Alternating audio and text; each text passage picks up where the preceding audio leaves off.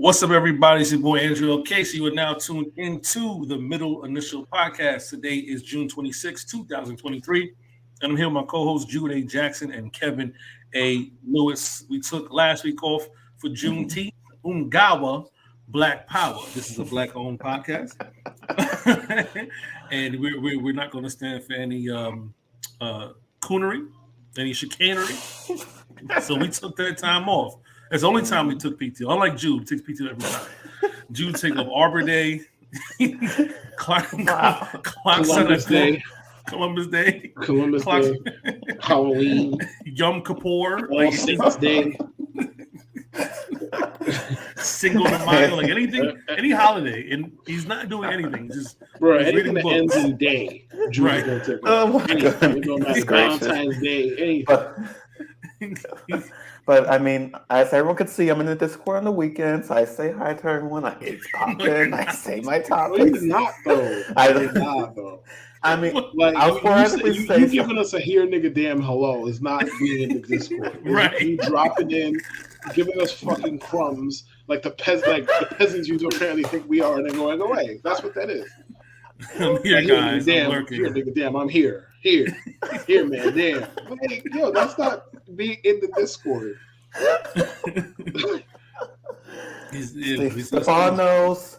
He knows how excited he is about his favorite baseball team. I make sure. We'll get into He's popping the champagne right now. We're not gonna do that yet. Listen, we're not here for that. We have words we have words about the Mets. Yeah, we have time for that. Also, last Sunday was Father's Day. Shout out to all the fathers out there. If you notice, I'm wearing this hat. Dads are cool too. I am a dad, and I'm cool as well. So, if you cool dad on this podcast, okay. So if you a dad and you feel that you're cool, go to dadsarecool2.com and get your merch. You got hats, you got t-shirts. Shout out to my main man Tim. Dadsacool.com. That's cool. That's a little quick plug. You know what I mean? I said I was going to plug it on the show. Support the brand. It's actually a good quality hat, as you can see. It's a nice hat as well. It's a good dad hat. You get one soon one day when you lose your virginity. And wow. Okay, I was not expecting that. Okay. When you settle down with a nice Klingon woman, whatever. Klingon, okay. Sheesh. All right. This is what we're getting over here. Wow. I was just giving a wholesome compliment. You're just throwing strays at me. Have you never met Andrew? I was giving him a wholesome compliment. Of Yendor. Hey, nice hat. I could be like him and say, Dude, I appreciate the compliment. I know on the weekends come about and you just disappear and all that, but like you got to know us a little bit better than that by this point. Right. I'm gonna send that jet. I mean, listen, it was a friendly jet. That's all. You get a dad hat too. You become a dad. Just don't become a cat dad or something like that. Why not? Let Drew live his best life. If that's raising cats, let it be that. If that's raising dogs, let it be that. Shout out to all the fathers out there. Shout out to all the fathers. I had a nice 3-day weekend. Saturday, Sunday, Juneteenth. Got to stay home. I don't think we'll get this for like another the way the calendar sets up. I don't think we'll get that for like another what was it 6 years, something like that? It's like the way the calendar moves. Okay. We're not gonna get another Father's Day, Juneteenth for a while. So I'm glad I enjoyed it. Got to stay home. How about you guys? How was your weekend last weekend? I guess I'll go. Oh, go on, Kev. I got on that. Good. It was pretty good. I went out to a friend's birthday thing out in Nassau County, Long Island, and it was pretty good. I was worried because I've never been to Long Island. I thought it was going to be one of those get out places, but Suffolk's get out. Nassau's kind of sick. You've never been to Long Island? It's your first time in Long Island in 30 years of life? First time. Why would I go out there? What reason would I have to be out there? Listen, fair. I've never been to Staten Island, so I'm in no position to. But that's different, though. That's different. You gotta get on a boat. No one's like no one's on a boat. I understand. There's no reason to go. I respect the point of what reason is there. There's no reason to go to Staten Island at all. No reason at all. And I guess I'm the only one that's going to all 5 boroughs. Yeah, you are. I'm saying I'm the only one. Not all the boroughs. And then what was it? And then Sunday I went to a friend's play. It was pretty nice. It's a pretty nice play. One of the friends of the show, D'Antonio Davis, he had a nice play, did some good stuff. That was like super cool stuff. So I'll share it in Discord sometimes. You gotta be in Discord. Share it if he has some more shows. Gotta be in Discord. Come out and support him. And then I discovered a new bar too. It's called Backroom. It's a nice prohibition style bar. They serve the beer in teacups and everything. I was like, oh, okay. Yo, Kev, you got your invite? You got your invite, Kev? I lost in the meal. Yo, bro, this nigga be going out every weekend, bro. Living his best life. It was fun. Bro, it was very spontaneous. So that was no, it's not. Bro, no, it's not. Okay, please. The only person who is outside more than Jude is Eric Adams. Oh my God! That's the only person who's outside. I'm not outside. Yo, not an invite. Not a yo. You want to do this? Nothing. Jude just hits you with the wish you were here. Bro, Jude invited us one place in like the last year, and it was like a random Friday night, and there was a game started at like 7:30. I think it was a Knicks game or 8. Knicks game, yeah. And he hits us up at 5:45, talking about you want to come watch the game, brother. I live in the Bronx. Like, how do you think I'm gonna get ready and get to Manhattan? By the time I get there, it's gonna be third quarter. Oh my God! What are you doing? Well, everyone who's listening to the show right now, I have an invite. I think this Friday, the Mets are playing at home. Why the fuck do they get the same invite we get? I was wondering where he was going. He was like, why would they get the same invite? Hey, everyone. Oh, no, this is so everyone. No, this is so everyone can see I'm inviting you guys. Why? This is so everyone can see I'm inviting you guys right now. Mets game on Friday. If you guys want to go, I will be down to go to the Mets game on Friday. It's going to be nice outside. Everyone can now see I invite you guys. So no one can say it's raining all week. We got to bully you to have some thought, like to be thoughtful. Like, we got to bully you for this. Like that's what's happening. Acknowledge me. Like, please acknowledge me. Please invite me to things. Good time. Like, what is this? Oh my goodness. Whose man's is this, bro? Oh my God. It's yours, Case. It's yours. I you brought them on the podcast, so it's yours. Oh my God. It's my doing, I guess. Hey man, if you definitely if you like the show, you enjoy the show, please make sure you like, comment, and subscribe. Especially subscribe to the YouTube channel, man. Like I'm really tired of asking. We have 90 subscribers on YouTube. We need 100. We need 10 more subscribers. If you're watching this right now and you're 7 minutes and 52 seconds in, hit subscribe. Also, do me a favor, hit the like button and hit the share button. Share the podcast with everybody. We're putting in a lot of work. And if you want to be a part of the Discord, make sure you click the link for our Patreon. We always drop the Patreon link on the Twitter page and stuff like that, which is of course is MIPod69. So follow us on Twitter, MIPod69. Follow Jude Truth at Jude Truth. Follow Kevin Lewis at KLEW24. But make sure when you follow us, click these links, subscribe, join the Patreon. We have a 7-day free trial at fantasy football like Jude does. Holler at it. Holler at it. Sign up for the Patreon. I'm giving out free game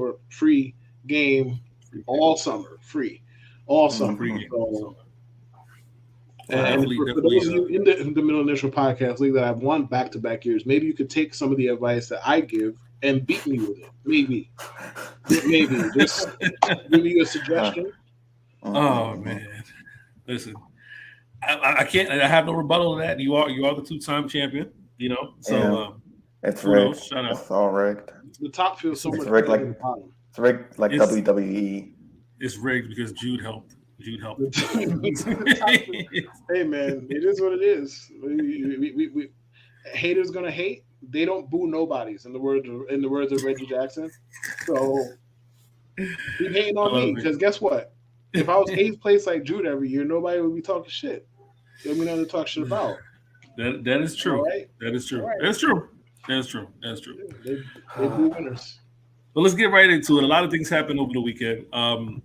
And we'll start with something mild, real quick. This photo happened. I don't know where they were at. It looked like a restaurant, but I could tell you from right to left. Tim Duncan looks like he's a chef. He's a chef, right? He came out the back and just put on a T-shirt for this photo op. Ginobili looks like the owner of the restaurant. David Robinson looks like someone's dad with the 40% hair left. Sean Elliott, shout out to Sean Elliott, man. He's in great shape, man. This is a guy who I think he has one kidney. Like one kidney, I think right? that was the case with him. Yeah. Great shape. I have nothing ever bad to say about Sean Elliott. I remember his story playing in NBA Finals, just working hard. Always have jokes, but I have no jokes with Sean Elliott. It was good. And then you have Slender Man. Victor I'm going to mess it up. Wembanyama, man. Just call him the Slim. Vic Wembanyama. He is 7'3" easily. 4. But yeah, 7'4", 7'3", whatever. Duncan, like these are not short guys. He's in the next. No, he's making them look small, dude. He's making them look, bro, insignificant. Bro, like I've never seen. He looks like he's 5'7" in that damn photo. Bro. He's like 6. What is he like 6'6"? He's 6'6", around there. Like, look at Ginobili. Joe like he owns, man. He owns the restaurant. Tim Duncan is 7 foot tall. Looks like a normal regular heighted person. Right. And that's all it's Sean Elliott. Is that Tim Duncan's real hair? Because I don't remember him having. I don't remember him having dreads. I thought it was like one of those Jimmy Butler things when you don't remember him having dreads. He never had dreads. Once he retired, he went wild. Yeah. Oh, wild for Tim Duncan. Can we see the picture again? I want to see how wild it is looking right now. Yeah. Wild for him. It's all collar length. That's wild, I guess. White T-shirt, blue jeans, so wild. Gotta watch out for Tim Duncan, everyone. He's on the wild side. That's a wild man. Tim Duncan is the most interesting, mild-mannered guy like ever. Like the stories I heard about Tim Duncan are amazing, especially the non-trash talking stories, like how he doesn't talk trash but talks trash. Like the KG world, my favorite. The KG, got you. Nice try. Nice try. That's the worst. Like we talk about Kawhi Leonard being a robot, but Tim Duncan was definitely the prototype. If he's the Spurs know how to get talent, and it's never like in the most normal way. I guess I would say they've hit the lottery 3 times. When I say lottery, I don't mean the NBA lottery. I'm talking about lottery, like the Admiral, David Robinson. They were all number 1 picks, so the same thing applies. Right. Robinson didn't play in 3 seasons because he was in the military. He went to the military, which is amazing because I think if David Robinson played those 3 seasons, his career probably talked about more at length. David Robinson was phenomenal, like a phenomenal basketball player. He gets hurt, and they get Tim Duncan. And then, of course, last year, the Spurs being what they are, one of the worst teams in the league, they win the lottery again, and they get possibly – I'm not going to say – I'm going to add no hyperbolic statements about like the greatest prospect or whatever the case may be. But if the Spurs are the Spurs and we know they know talent, they have a franchise-altering guy on their hands, again, for the 3rd time. I've never seen a franchise get this lucky when it comes to talent. How about you, Cap? First of all, let me take a minute, and I know this is not about Vic or the Spurs, but can I take a minute to laugh at the Wizards? I'm going to take a minute. I don't even know why I asked. I'm going to do it anyway. Deciding that you want to now break apart your dead-end franchise the year after Vic becomes available to draft is so Wizards that it hurts.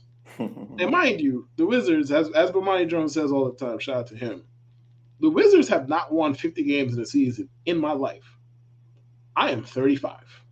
I said what I said, Drew. You want me to repeat it? The Wizards have not won 50 games in a single season in my life. I am 35.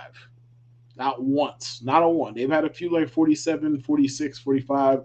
Never had a 50 win season ever in my life. Anyways. So they've never been barely over 5. Wow, that's crazy. Correct. Not once. Not once in 35 years. Not once. But as far as Vic, it is interesting that the Spurs continually get these kind of breaks because as somebody who used to be invested in the Knicks, I've seen what it looks like when you don't get those breaks and you end up with number 3 and number 4 and then number 8 in the Steph Curry year and he goes 7.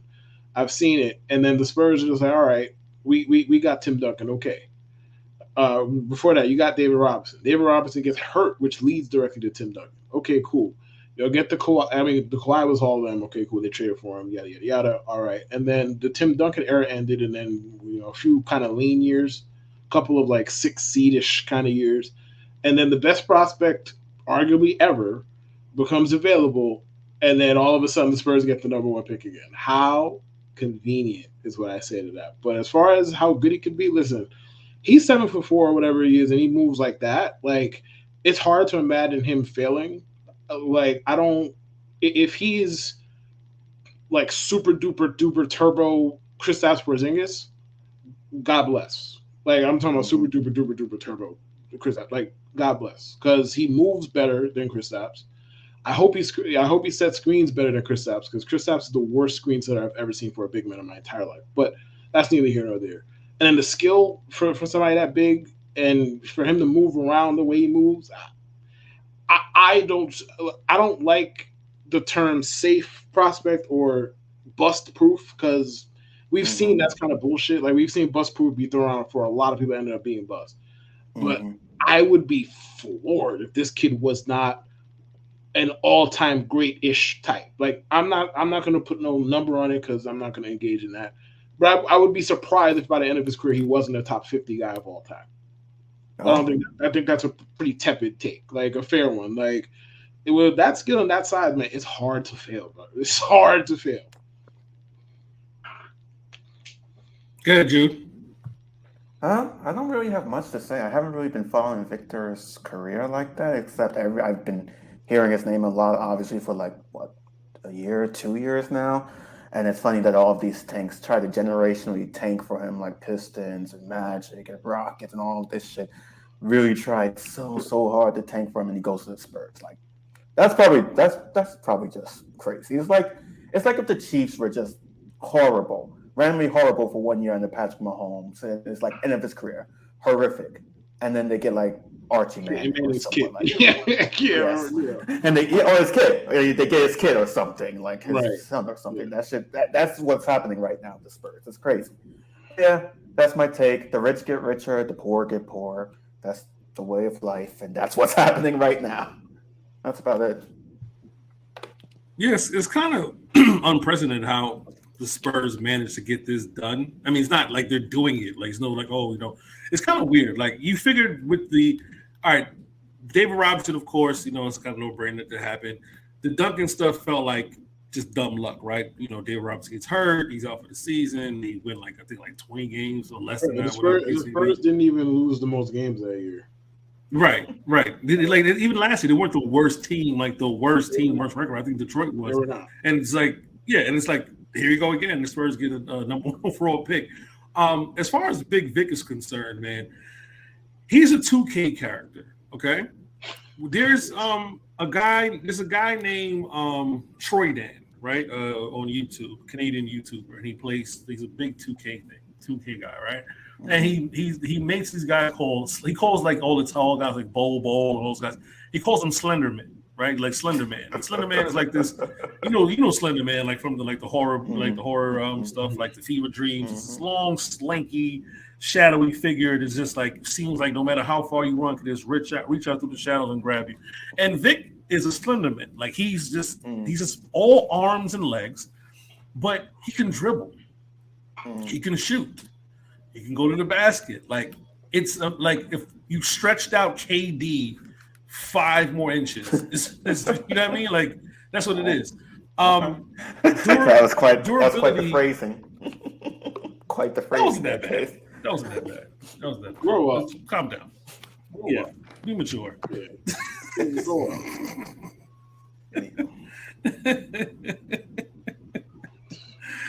If you like, my thing is always going to be durability. Any guy built like that is all about durability. It's never about anything else. Like, can he stay healthy? That's the biggest thing. Not wishing anything bad on him. I feel like he could definitely be like Kev said, like a Hall of Fame type 50 type player if he's all that and a bag of chips, so to speak. Will that lead to another championship with the Spurs? Who knows? I don't know how many years Greg Popovich has, but Greg Popovich has been coaching the Spurs for a long ass time. He's overseen all 3 picks. Like he's been there. Like I think he was an assistant before. I think before they got Robinson. I believe he was an assistant, but he's been there for a long 30 years. Like close enough to it. Yeah, like so he's been in the building like for how long? So he's overseen all of this shit. So would that be another few championships? I don't know. I feel like there's more parity going to enter the NBA, especially how the new CBA is working and all these moves we're about to get into. Discuss all these interesting trade moves. One of them being I don't really know how to. I don't have a segue for this one really, but what's going on with the Chris Paul stuff is it's kind of crazy, right? Chris Paul gets traded to where it was Golden State. Golden State. All right. Golden State has a tendency of bringing players on the team that Draymond doesn't like, right? Like, I don't know if he I guess he respects KD now, but it didn't seem like the story is he's one of the dudes on the call who wanted KD to come, and then he called him a bitch and all that stuff like that. He literally verbally said he felt like Chris Paul was throwing Steph Curry shade. I don't know. The trade for Jordan Poole and Chris Paul doesn't make sense unless you really didn't like Jordan Poole. Like you like, all right, we made a mistake and we just want to dump his money and we'll take on Chris's $30 million. Because I think there's an option for his last year. You don't have to really pay. You don't have to pay. Yeah, he has 1 year. Right. So it's like basketball reasons. Good. All right, a random question. Chris Paul's on the Wizards, and they traded him from the Wizards, right? Because he left Phoenix, and he was on the Wizards. Am I getting that correct? Yes. Yes. That's so weird. Yeah. The NBA is so weird sometimes. Yeah. I mean, the writing on the wall for him being traded from Phoenix was one thing to dump the salary, but Washington was basically saying, all right, it was like a salary swap. Like, let's get Jordan Poole. Like, we'll take on Chris Paul for whatever. And let's get Jordan Poole because I guess you want to build around him now. I guess. I mean, he's young. I don't want to say like Washington has 12 picks, they have multiple picks right now. Yeah, I don't want to say the first round pick swaps. That didn't make sense, but they have multiple second round picks. I feel like they're going to be doing more. It's a brand new GM in Washington, so that's neither here nor there. Kev, what is Golden State doing? And you had posed an interesting question on Twitter. Is Chris Paul going to be moved again? Like, will he be released again, or is this something set in stone? They claim everything that comes out of there is that they plan to keep him. Now, obviously, massive caveat. They said they plan to keep Jordan Poole for they plan on him being around the next 4 years, like 3 days before they traded him. So, massive caveat, take it for whatever it's worth. I think the likeliest outcome is him just staying there and them dealing with the fact that he is an expiring player, and they got out from under Jordan Poole's contract. Look, I'm gonna take the different approach here. I think the Warriors got the best player in the trade. Now, obviously, Jordan Poole, he could score, he could shoot, he's young, yada. Jordan Poole also plays the most smooth brain type of basketball like you'll ever come across. So it's like, okay, he could do all of that stuff. That's cool. But if he can't defend me or you or Jude, any of us on this podcast, and then he's also going to make costly brain freeze level decisions all the time, how good is he really? Like Chris Paul, yes, wildly physically limited. He's 5'7" or whatever his height is. I understand there's limitations that come with him. He could make a mid-range jumper. He could run your offense when Steph is off the floor, but like he could take a charge. He could do smart, like annoying veteran type shit. Like he could be what Kyle Lowry is for the Heat. Like I don't see why Chris Paul can't do that. So, am I saying the Warriors, from a purely 2023 basketball perspective, made some type of groundbreaking trade? No, I don't think they're any closer to a title than they were before. I think they could win it, yes, but I thought they could have won it before. So I don't think they moved themselves any closer. It's just, hey, we are not paying the 4 years left on Jordan Poole's deal. I don't care who does, it ain't going to be us. That's all this trade was about. That's mostly what this trade was about. And Chris Paul being the salary filler is immaterial to it. It's the secondary portion of it. And they got a useful competitive player who should fit in that locker room. Like they all want to compete. They don't. They didn't like each other when they were on opposing teams. I've heard that thrown around. Like, do we think Steph Curry is gonna walk in the first team like, "Ooh, fuck this guy"? Like, no, like whatever. He's not on the Rockets no more. Those series were hotly contested, heated series. They didn't like each other. They saw each other every year. I understand why they hate each other. And quite frankly, on the court, if Chris Paul's not playing for you, he's extremely hateable. So understood. But I think the Warriors got a little bit better. Nothing crazy. The Wizards, listen, they wanted to buy the dip on a young player. They chose him. They got picks in the process. I can't really fault anybody here. I think everybody did what they were supposed to do. The Wizards, I'm kind of just one of them, believe it when I see it when it comes to Wizards. Like, whatever they do, just it tends to be stupid. But even when it's not stupid, it doesn't work. So it's just, I don't know. Maybe it works, maybe it don't. I don't know. Jules, what are your thoughts? My thoughts about the trade. At first glance, it seems, very casual basketball watchers, just keep that in mind. Just first glance, it seems kind of redundant for the Warriors to get Chris Paul. I don't know. It feels like everything Chris Paul does, Draymond already does. Minus the fact that Chris Paul will more likely than not score. Like maybe he'll go for 20 points. Where if Draymond goes for 20 points, it's very rare. But I guess this is more of a name thing for me than just like a purely functional basketball thing because of the redundancy. Other than that, getting rid of Jordan Poole. Jordan Poole assault. Was it Draymond? Yeah, Draymond punched him. Jordan Poole said something. Draymond has more power in the locker room than Jordan Poole. Of course he was going to go. That makes sense. So that is whatever. The salary implications, I am not familiar with NBA salary cap at all. And the only thing I'll say is it's going to be darkly humorous when once again, in a playoff series, probably versus, I don't know, the Lakers or something, Chris Paul just leaves the game with like a cramp. And it's for like a 5-game cramp or something. And it's just like, here we go again. As far as the cap implications, I was like, they put in some new stuff with the new CBA and all that. Mm-hmm. I'm not the most well-versed. All I know is, to simply put it, to have 3 max or close to max players is going to be borderline impossible. Like, putting a team around them that makes sense is going to be borderline impossible. Now, with regards to the 2 players involved, Jordan Poole has 4 years and like $140 million left on his deal. Chris Paul has one for like 35 or whatever it is. Mm-hmm. So they don't have to pay $140 million for Jordan Poole. Obviously, they can pay Chris Paul this year, bring him back on the vet minimum if they want, let him go somewhere else if they want, whatever. It's just money off the books for the next 3 years at least for them. So to clarify it for you. Yeah. And Draymond, Draymond did opt out. A few players opted out of their contracts. It doesn't mean he's not going to come back, but I wouldn't be shocked if he did. But I don't think Draymond's interested in basketball anymore. I don't think Draymond's interested in basketball anymore. I just you hear him talk, huh? Based on what? He's just I don't feel like he's interested in basketball. I think he's interested in trolling and media in the next step. I really think he's more invested in the next step.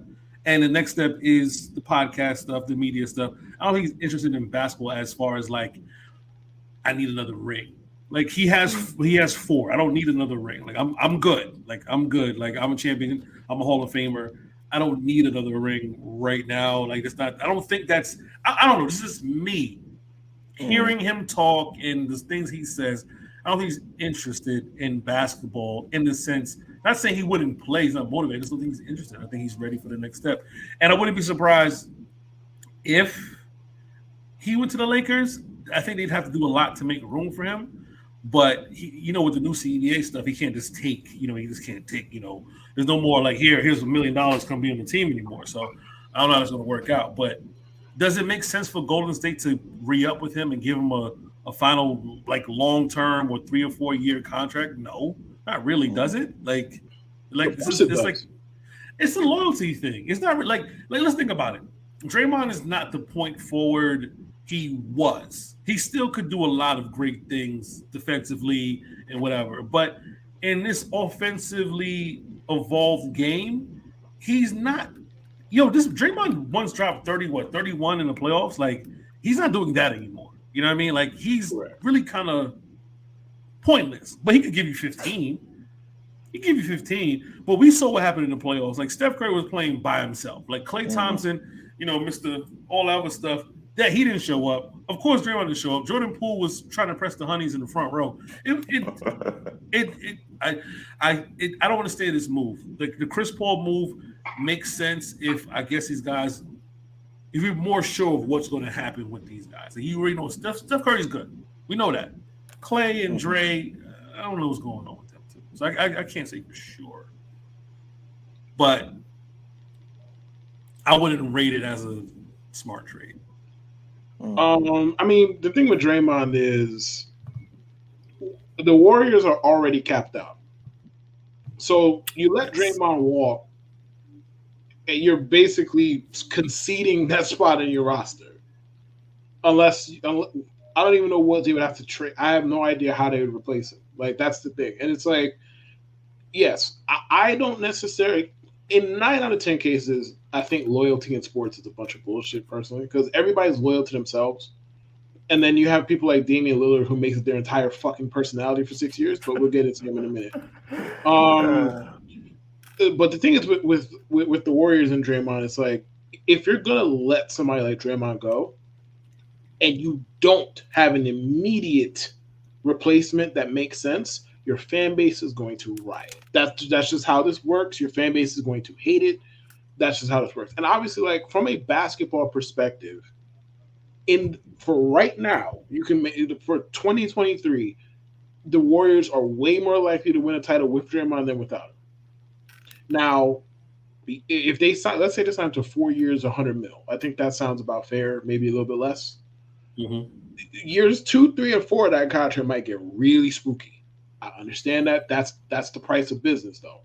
Like, you have an icon on that, a franchise icon, a Hall of Fame player, and you don't have an immediate avenue to replace him. Like, if Kuminga or whatever was like making serious strides and you could go put him in the lineup, it would hurt Warriors fans still. But like, through 20 games of Kuminga just going crazy and doing the young athletic dude shit, they'd be like, all right, y'all had a plan, we see it. But he's not ready for that. So what are you gonna do? I mean, you can go Kevin Love, Robin Lopez, like, if you just feel like you'll throw a body in the lineup, but yeah, and get worse. Yeah, I mean, but get worse if you want to get worse. Yeah, you could. But my thing is, the man has vocally recently said, like, I don't like Chris Paul. Like, he just made it clear, I don't like Chris Paul. So I don't see how this move is like. It behooves me to say, well, I'm gonna work it out. Now we see what happened with Russell Westbrook and Pat Bev. That didn't last long, and not their relationship. It's just that didn't work. Like, it didn't make sense basketball-wise for them to be on the same team, and that's why Westbrook had to go, right? It didn't make any sense. Chris Paul makes sense to the team, but does it make sense to keep Draymond, who's vocally have said and reiterated, I don't like Chris Paul, and again, he doesn't shy away from, and that's why I say that I think he's at the point where basketball is like, okay, whatever. Like, I'm going to put up my all, but I'm still going to talk my shit. I'm still going to do these podcasts. I'm going to do this interview. There's no room for him to be like, yo, shut up. Like, maybe after you're done, like, yo, the Chris Paul trade was the worst thing ever. I don't like him. I never liked him. He's doing it now. So I'm just wondering, like, how does that? Are you saying he should shut up and dribble? Wow. Yo, is that what you're saying? That's what it sounds like to me. Jude, am I wrong? That's what it sounds like. You're not wrong. Exactly. Why don't you want the black man to speak? Let him speak.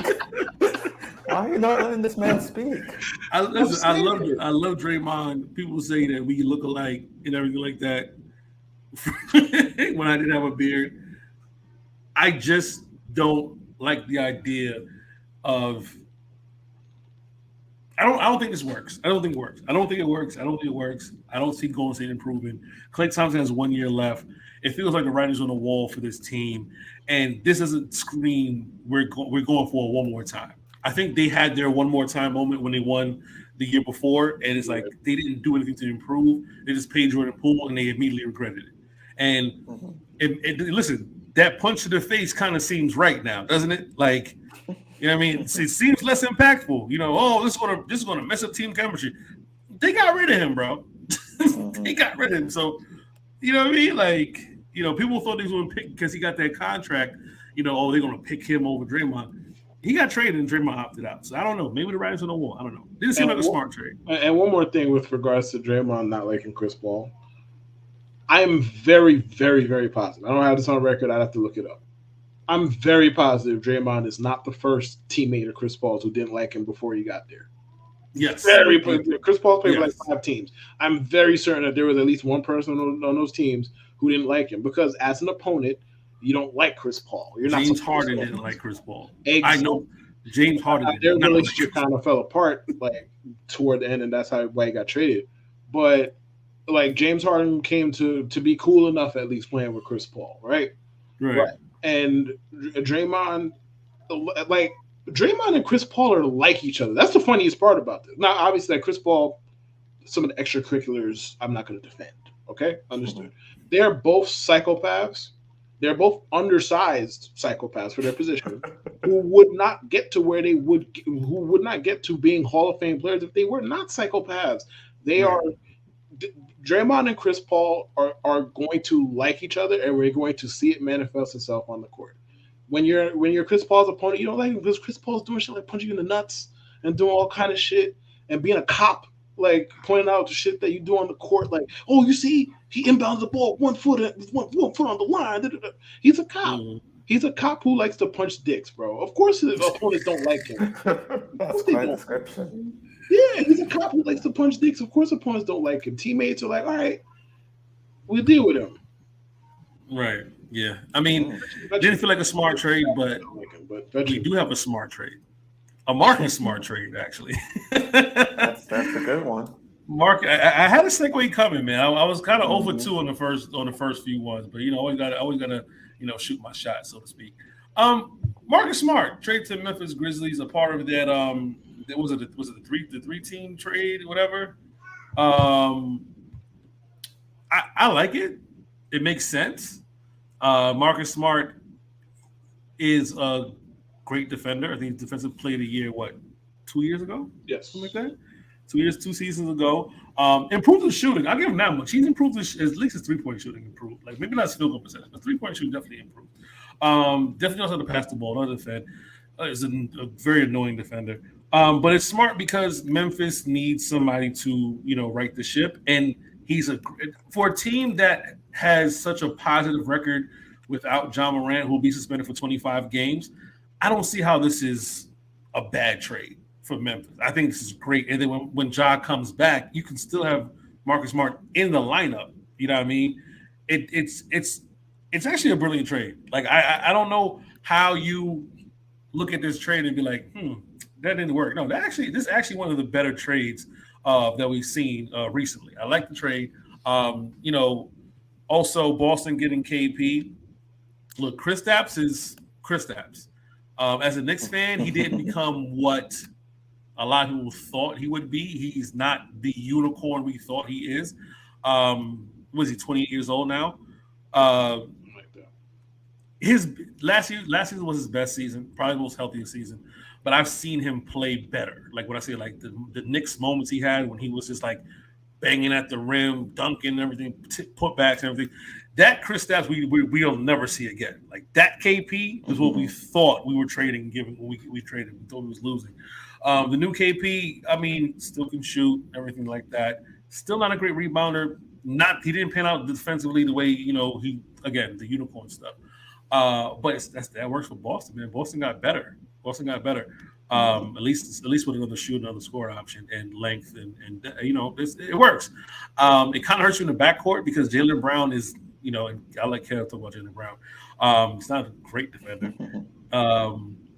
But yeah, I like the trade for Memphis more.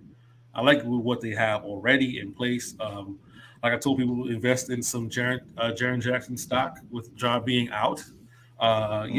Yeah, he's going to have a lot of good games, a lot of opportunities to prove himself. And there's no more. Oh God, I got his name already. They got rid of Dylan Brooks. No more Dylan Brooks. No more black hole. So Jaren Jackson's going to get the ball. He's going to score some points, baby. So invest in Jaren Jackson. That's a good 25-game investment right there. But Kev, Jude, what are your thoughts about the Marcus Smart trade? I like the Marcus Smart trade. I think for Boston, the weird thing about Boston was just they were obviously a good team, but there was just something off about them. And I think the big thing was they had so many players that could do the same thing: run off the dribble, shoot threes. That's about it. Jason Tatum scores, Jaylen Brown scores, but can't dribble. I think Kristaps Porzingis at the very least adds a bit more of a rebounding option to spell Robert Williams and everything. So I like that. And that's a funny joke. If you look at Kristaps Porzingis like promo picture, he looks like he was getting ready for January 6th. I don't know. There's just something about his face that has that January 6th look to it. And it was just like, oh, okay. Is it the beard? Was the beard? Yes. Like, was it beardless? I thought it was beardless. Either way. No, he has a beard. He has a beard now. And I was like, okay, you were getting ready out there. And as for the Grizzlies, I mean, Dylan Brooks is going, so there's that. And John Morant, Marcus Smart will help spell John Morant. Well, not spell. He'll help replace John Morant's point guard ability, at least during his suspension and everything. I think they can work well together when John Morant gets back. So I think it's a good trade for both of them. He also fits the culture. I don't know if that was talked about, but Marcus Smart definitely fits that Memphis culture of just like trash talking and everything. I know he's going to do some trash talking there. And that's about it. Those are my hot takes. I'll leave it to Kev. I know you got more. What's going on, Kev? First of all, Memphis did very well for themselves, both on the court, in the locker room. I said both. I meant all because it's three things, and off the court too. So they did very well for themselves in all three facets with Marcus Smart. On the court wise, he's a versatile, hard-nosed defender who could guard basically whoever you need him to guard at the time. You could plug him in pretty much anywhere. Like you could do a lot of things lineup wise with him. And to cut it down and make it oversimplify this, he's Dylan Brooks without the moron.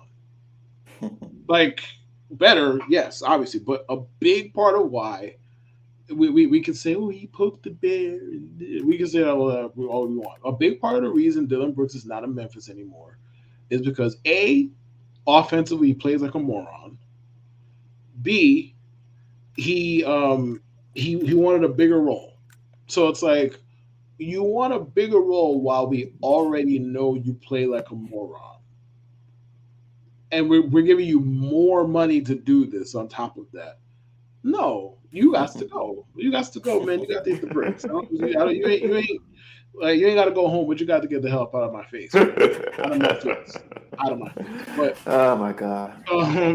So Memphis did well for themselves. The Boston side is interesting because they already lack playmaking and passing, and then trading arguably their best of both of those is kind of a tough sell. Now, I don't know what they're going to do to replace it. I don't know what they're going to do with their mid-level trade exceptions, blah, blah, blah, all of that other complicated cap stuff. I don't know what they're going to do with that stuff. So maybe they end up getting another ball handler, another combo guard, floor general type. I'm not sure, but that part is a tough sell. Kristaps himself, he could shoot, he could protect the rim. Like he could at least get you something close to the basket because Boston loves them some difficult shots. So like Kristaps could get you some stuff close to the basket. The negatives for Kristaps, at least the one glaring negative for me is if you're going to use him as a screener, don't. He's the worst screener I've ever seen. Just don't like that. And like Kristaps, are we sure Kristaps isn't one of those good player on a bad team types? Because like when he's in, granted, he's been in one situation where there was any kind of winning or close to winning going on, and that was in Dallas.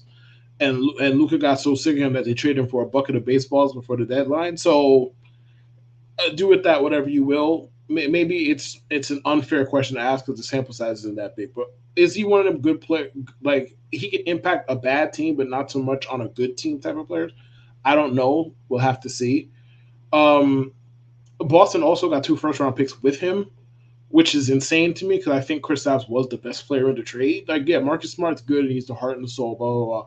Just at basketball, in a vacuum, Kristaps is better than him. So it's like they got Kristaps and they got 2 first-round picks to get Marcus Smart off their books. How the fuck did that work? But whatever. Either way. I think Boston. I kind of feel like the same about them as I do about the Warriors in their trade. Like, I don't think they're in that better a position, but it's June 26th. There's still a full offseason. I don't think free agency even started yet. Well, wink, wink, didn't start yet because we know motherfuckers is talking. And the minute the tampering window opens, 82 people are going to sign. And it's like, oh, so you guys weren't talking? These contracts just came out of nowhere.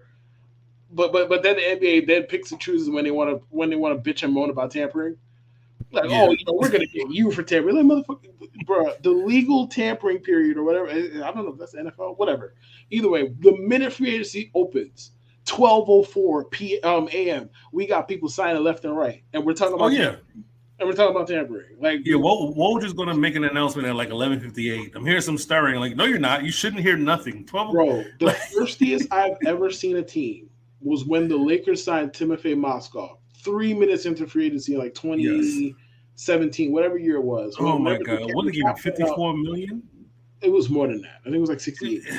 It was so. It was bro. Why do you need to sign Timofey Mozgov 3 minutes into free agency? Like, quite literally 3 minutes. Like, it was 12 o'clock, and then 3 minutes later, the Lakers have signed Timofey Mozgov. Why are we treating Timofey Mozgov like he's a rock star? What did he do that I missed? Bro, like, I think people were hoping that the Knicks fumbled. They were hoping oh, the Knicks didn't know how to use Mozgov, and that's the reason why. But the free agency period is always funny in NBA. They're definitely talking behind the scenes about everything, and they're definitely tempering their asses off. To your question about KP being good on a bad team, KP may be Rudy Gay. If that's fair, he may be Rudy Gay. Like, we've seen Rudy Gay on bad teams, and we've seen Rudy Gay on decent teams. And Rudy Gay on a decent team kind of was just doing maybe 17, 18 points a game, whatever. He's also been hurt a lot, but he may be Rudy Gay. He may be a guy who supposed to have all this upside and potential. At best, he maybe give you 22 points a game at best. You know what I mean? But you can't really build around him. You know what I mean? You can't. And Rudy Gay just got traded, man. Rudy Gay's still in the league. He just got traded. Bro, I saw that Rudy Gay exercised his player option today, and that's how I found out he was still in the league. Right, he got traded. The John Collins trade. And shout out to the Knicks, because it seems like I think John Collins and Roy Hibbert need to send some champagne gift baskets, whatever, because once you do something to the Knicks in the playoffs. And they just get these ridiculous contracts. So John Collins, I'm not saying it was bad, but John Collins was really good in the playoffs against the Knicks. And then it was like this fevered race for him. And the Hawks paid him this ridiculous amount of money. And he didn't pan out. And it seems like guys go off against the Knicks in the playoffs. Like, he's the second benefactor, second direct benefactor of beating the Knicks in the playoffs, and like really busting the ass and getting a contract, because it seemed like the bidding was too high for him anyway in Atlanta. Like, I understand why it seemed like everybody wanted him, and then he pretty much. I mean, but that's the thing. The bidding wasn't high. That's why he's still on the Hawks as of today. And then he got traded. Bro, John Collins has been in trade rumors for 4 years now. Well, since he got paid. He got paid. He got paid. He's been in trade rumors every year. Every year. And he's 25. That's the crazy part. I was shocked that he was 25. I was like, ain't no way that man not 32. What are we talking about here? He been in trade rumors for 13 years. What you mean he's 25? He's 25? That's not like 25. He's 25 years old, yes. He's been in trade rumors every year. I was just as surprised as you are now when I found that out this morning. I was like, 20. You were like, oh, the Jazz are buying low on a 25-year-old. Like, who's the 25-year-old for? Did they trade for somebody else when I wasn't looking? 25, John Collins, 21. Yeah, man. But and that's the thing. When you hold on to an asset too long, this is what could happen. We don't know what was on the market or what was offered, to be fair. All we have is hearsay and blah, blah, blah. But you turn down this offer, you turn down that offer, you turn that, for the most part, guys' values are going to depreciate. This is not the situation where the guys, especially when you might be using him wrong. On top of everything else here, you might legitimately be using the fucking player wrong. His value is going to go down. That's what we saw, Right. and then they ended up giving him away for a second round pick and cap space. Now, Right. one could argue the current CBA is what made that happen, which fair, fine, but they could have traded him 2 years ago and probably got better than this.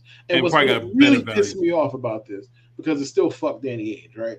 What's really going to piss me off about this is when Danny Ainge turn around, they go give John Collins the ball. They're going to say, "Hey man, go do stuff. Go make it happen." He gonna average 20 and 11 or whatever, blah blah. And then come the All-Star break, Danny Ainge gonna get way more than Atlanta just got for the same goddamn player. That's gonna piss me off, bro. He's gonna get some picks and spades. He's gonna go crazy. If you look at the roster, that trade don't make purely basketball. That trade don't make sense for the Jazz. But it was like Ainge. How I picture it went was Ainge called. They were having their conversation, whatever. Atlanta came back to him yesterday, the day before, whatever. It was like, all right. Look, John Collins got to go. He on the clearance rack. We will give him to you for cap filler, whatever you got. Right. We just want you to take him on the books. That's all. And a second round draft pick. And Ainge was like, I don't need this dude, but I can't turn that down. Like, I don't need him, but who cares? It ain't my money. On top of everything, it's not my money. Like, I'm not paying him. And we're paying nothing to get a good basketball player. Fine, yeah. Like, holler at me when you want to send us to the league office. That's how I picture the conversation went. Yeah, he's definitely gonna flip. He's gonna flip him. He's gonna flip him, and he's gonna get like 2 firsts, and I'm gonna be mad as hell. Right. Speaking of mad as hell, ain't nobody making me more mad than Damian fucking Lillard right now. Ain't nobody making me more mad than Damian Lillard. I'm gonna tell you what I realized. Let me tell you something. I don't know if we follow him on the MI Pod account on Instagram, but I think we do. No, we do. We do. So follow us. I've seen the Damian Lillard started a live video way too many times, and I know I don't follow him. So right. So Dame goes live, and I'm like, okay, let me see. So there's about 5,000 people. Damian Lillard was literally in the camera for like 20, 30 minutes, not saying nothing. Shout out to Dame, it's the father. Brought his son on the live, say what's up. Put your daughter on the live, say what's up. Shout out. I'll never say nothing bad about a black father, family man, never. But you're corny as fuck, though. Like, you're corny as fuck, bro. He just went through the whole, I'm not going to say nothing bad about a black father, but yeah, you corny as fuck, dog. You were corny as fuck, though. Like, I've defended you because you're a great. Yes, you have. Speak on it. Because you're a great player, right? Mm-hmm. And I never believed Portland did give you like the real help. It was you and CJ McCollum, and I didn't feel like it was enough. And you guys did make it to one Western Conference Finals, and got thrashed. But I always felt like if you were on a better team, or if Portland did better for you, it would be things would be different. The fact that you're teetering and going back and forth and stuff like that, and doing stuff like going on Instagram Live and not talking, because not like it's like 20, 30,000 people in there. You know what I mean? It was literally like 5,000 people when I was in there. So it was like a whole bunch of people like clamoring and waiting for every word for you to say something. People were like, yo, come, go play for the Knicks or play for the Nets or whatever, making any comments, go to Miami, X, Y, and Z. He was just, looking at the comments and, saying little to nothing. Whatever attention, like you making free agency raps and you corny as fuck, bro. You're corny as fuck, bro. And you're a talented player. You don't need. And to be honest with you, I've never heard your music. I've heard a couple of your bars. You're not even a bad rapper. You're just corny, bro. Like Portland, Oregon. Let's be clear. It's Portland, fucking Oregon. Mm-hmm. It's nothing basketball. Portland, Oregon doesn't scream basketball. You know what I mean? When you hear Portland, you hear like you're thinking of the woods or some shit like that. You think of maybe, I don't know what do you think of when you hear Portland, Oregon? Weed. You know what I mean?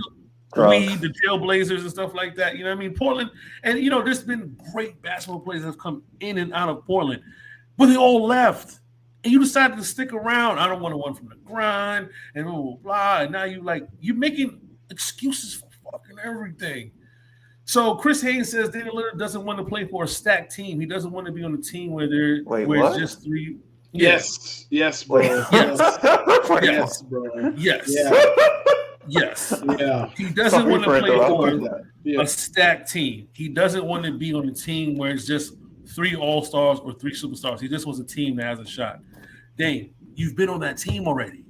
You've been on that team. The team that has a shot. You've already done that. It was you and CJ McCollum and a bunch of other talented guys that came to play for Portland who weren't it, right? They just weren't it. You know what I mean? And a lot of it fell on you because you were the superstar of that team. And, you've come up short a few times. You know what I mean? You've had some big moments like the shot, the bye-bye. Listen, Dame time all the fucking way. I love when you're locked in. Don't get me wrong. But the fact of the matter is you need to make up your mind. You need to make up your fucking mind. And it's corny. You're just corny, bro. That's all it is. Oh. No one thinks you're a bad basketball player. Everybody right now just think you're corny as fuck. And I hope this becomes a clip or whatever. So you can hear. That's all it is. From one brother to the next. You are a talented dude. You're a family man. You've built generational wealth. All that good shit you say about yourself is amazing. It doesn't stop you from being corny as fuck.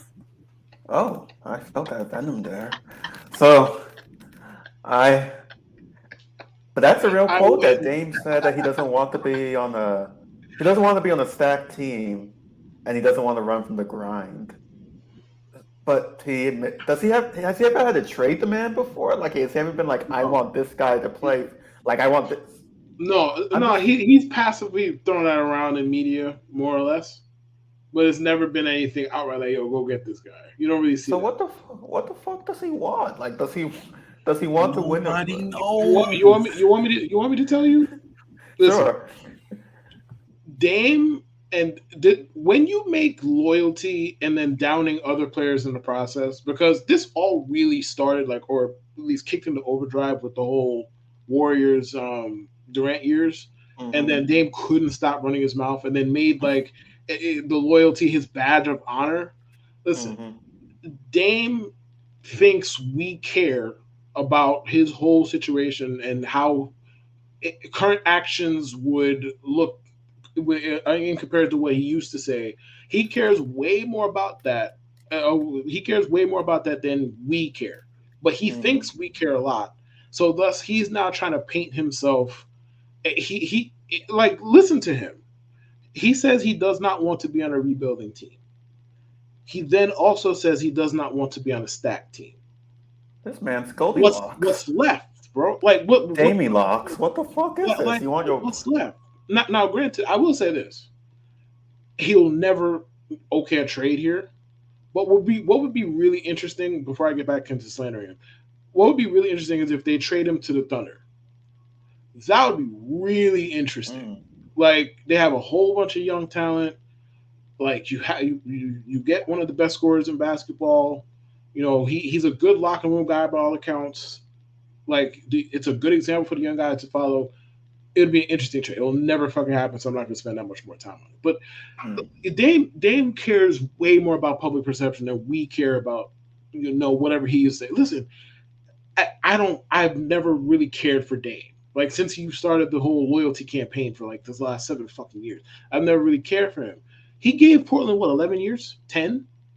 Who the fuck? If you were listen, I want to go to Miami, nobody's going to fault him for that. People in Portland are not going to fault him for it.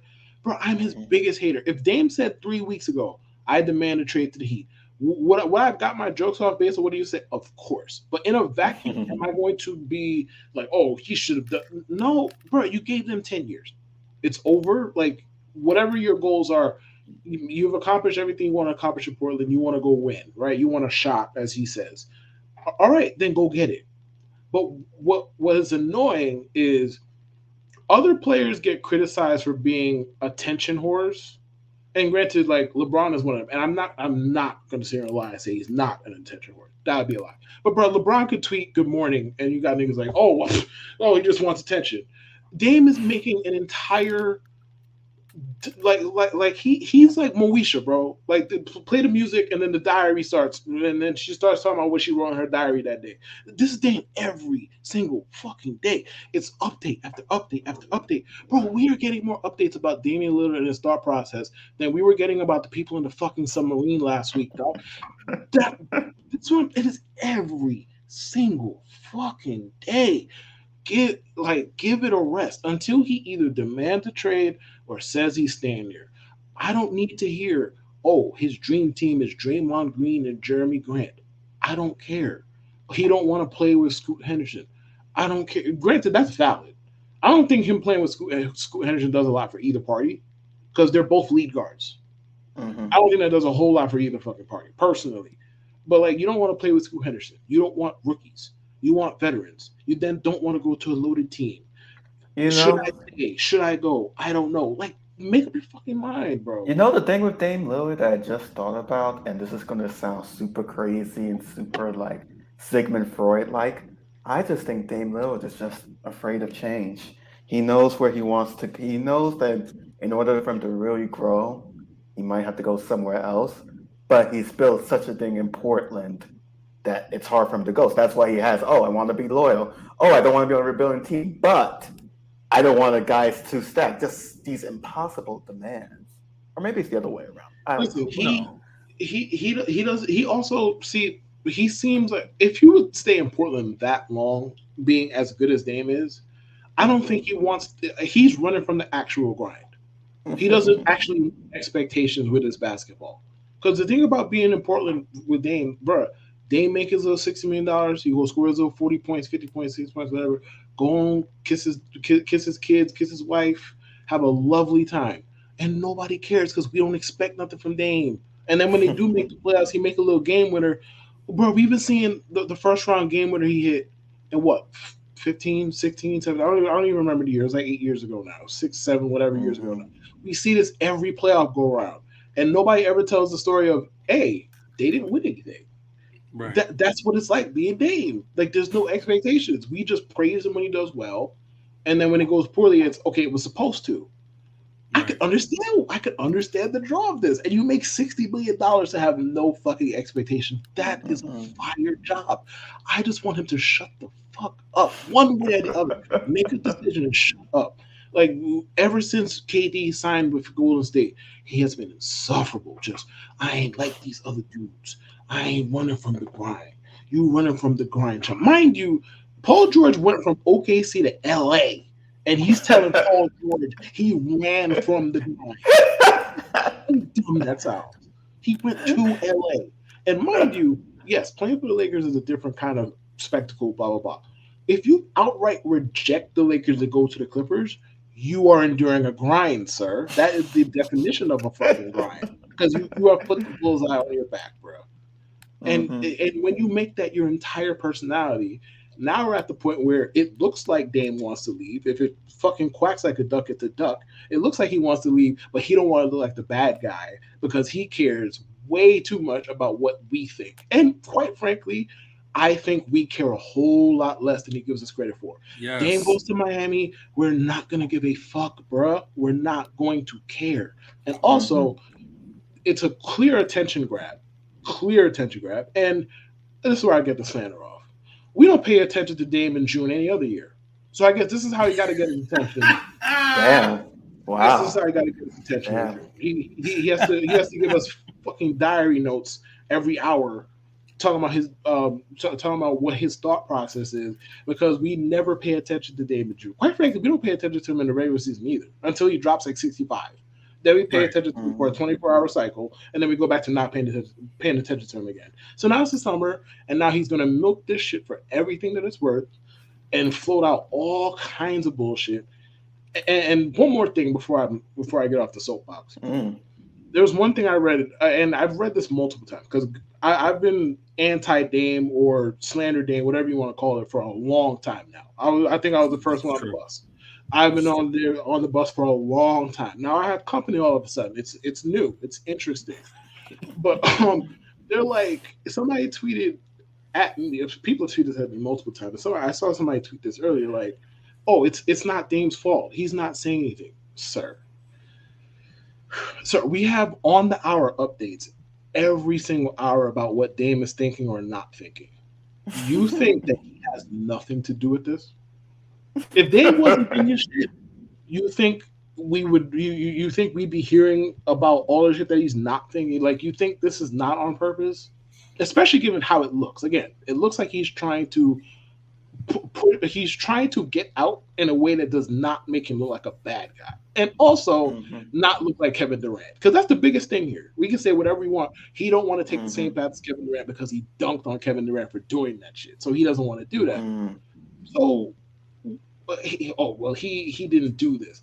Don't get me wrong. It's not just his fault that we're here. The media asking him these same questions for 5 fucking years about this, that, and the third, and the grind and the loyalty. Yeah, they're very culpable. Sure. If Dame wasn't thinking shit, or even better than that, if Dame didn't want the public to know what he was thinking, we wouldn't fucking know. You know how I know this? Because last year and the year before that, when we were doing the whole Dame circus, Dame, to his credit, mostly was like, I'm trying to stay in Portland. I just want them to improve. And we didn't have 72 diary updates every week. How convenient. Now, all of a sudden, I know who Dame likes. I know who Dame don't like. I know what direction Dame likes. I know what direction Dame don't like. But Dame is somehow innocent in all this because he didn't actively come out and tell us. Even though same Dame got on a live or a podcast, whatever, said, the Miami Heat trade for me would be cool. You said it's out loud. Like, make up your fucking mind, as the damn name on the screen says. Make up your fucking mind. Yeah, it's ran its course, man. It's ran its course. That was beautiful, Kev. That was a great soapbox. Thank you. Appreciate it. Great soapbox. It's ran its course, and the funny thing is, Kev's been saying this for a while, and he kept it and convinced me. Dame just did everything for me to just like, enough's enough. Like that's how bad it is. Like, me and Kevin argue about, Dame back and forth. He's good or clutch or whatever case it be. Right. But the running from the grind situation and stuff like that, and everything else is just annoying. But it was the Instagram live for me. To go on Instagram live and just like you're in your backyard with your kids, like, bro, do you want to interact with fans? Like, I don't get it. And Kev said something very important. Nobody cares about Dame Lillard that much. Like, this is a guy who's averaging he was averaging 32 last year in 58 games. Never won a scoring title before, even though he had put up some great scoring averages. Not the greatest passer, not even like a great defender, nothing like that. Dame but he's not average. Like, he's not above average. He is a future Hall of Famer. He is a superstar in his own right. But the idea of running from the grind when you're in Portland, like, guys have left. Like, before we go to the next topic, think about the great guys who've left Portland. Damon Stoudemire left Portland. Clyde Drexler left. Hot Rod left. Rasheed Wallace left. Zach Randall, Jermaine O'Neal. There have been names, dog, like that left fucking Portland. And if you didn't leave, you were a bust or got hurt. Like, that's Portland's history, right? Like, in a nutshell, it's like, I think they won a championship maybe once, like in the 70s, some shit like that. But it's like, you were either good and you just left, like, this ain't working for me, or you were like potentially good and you busted out because you were hurt. Like, Brendan Roy was the man and then he got hurt. Greg Oden had potential, he got hurt. You know what I mean? It's Portland's just not a city. It's not a great basketball city. And that's the thing. Well, I'd argue against it not being a great basketball city. I just don't think it's a destination city for anybody. And that's the thing. That's the thing that makes these discussions so annoying. Like, on top of Dame just being insufferable, it's like, oh well, I just want a shot. I want Portland to do X, Y, Z. Listen, like, if you want a shot, if that's what you're after, then the trade should have been demanded. You're not going to get that in Portland, bro. Because, listen, unless they trade for Zion and somehow Zion's body just holds up for the whole season, good luck on both of those things, right? And they paid him well. Right. What else is Portland supposed to do? And again, Portland is not a draw. They do not draw free agents. Dame has been twerking for free agents in public to run from their own grinds to go play with him, and none of them have ever fucking done it because nobody goes to Portland. So it's like if nobody goes to Portland and they don't have a ready-made team right now to go win or have a shot, I don't know what the fuck that even means in Dame language, have a shot, then what are we waiting for, bro? Like there's no move that Portland's going to make from now until the season starts that's going to vault them into fucking contention. So fucking demand a trade or shut up. Or demand a trade and shut up, whichever one works for you. Oh man, moving on from one mess to the next. Mess. Pun intended. The New York Mets. Yeah, they lost 2-1. Yeah. Okay. So this is going to be my moment to shine. But I don't have it. I'm not angry. Nothing that has happened this baseball season has made me believe that if the ball bounced a different way, the Mets would be in a better position. And let me explain. For example, if DeGrom doesn't leave and stays, right? DeGrom just had another season-ending surgery. He's out for the season in Texas, right? Texas is fine right now without him. They're in first place. They're doing well. Thor. Noah Syndergaard, he's not doing well. Zach Wheeler, I felt like we should have kept him some years ago. I feel like he was a great number 3, possibly a number 2 starter, whatever, solid dude. But yeah, the Mets have talent. They're wasting it this year. They have young guys. They're wasting their young guys. You know, Kev was right, but this is not something like to be like I was like, oh, Kev was wrong. Like Kev was right, and Buck Showalter is a dude that cannot be a coach in the major leagues. Like he'll do everything to make you realize there's someone better out there, and the Mets will be figured out next year. And I told Kevin, like, well, if that's the trend, then in 2 seasons when Buck is gone, then we'll have the right coach and probably win a World Series right then. But I'll say the worst thing about the Mets this season is the pitching. There was no plan for their pitching at all. If the plan was Scherzer and Verlander, that was a bad plan. It wasn't a terrible plan, but it was always contingent upon like health, right? Scherzer's actually been improved. I think he's undefeated in his last 6 starts. He's 7-2. Verlander is showing every sign of age. He's not been that great this season. Carrasco was terrible. The import we got, Cody Senga, he's okay, but he's been touched up lately. We're scoring runs. We lost in a bad way the other day. We lost 2-1 tonight. It's not the run production. Pete Alonso, before he got hurt, he was leading the league in home runs. I think now he's second with 24. There's a lot of bright spots. Lindor's a bright spot.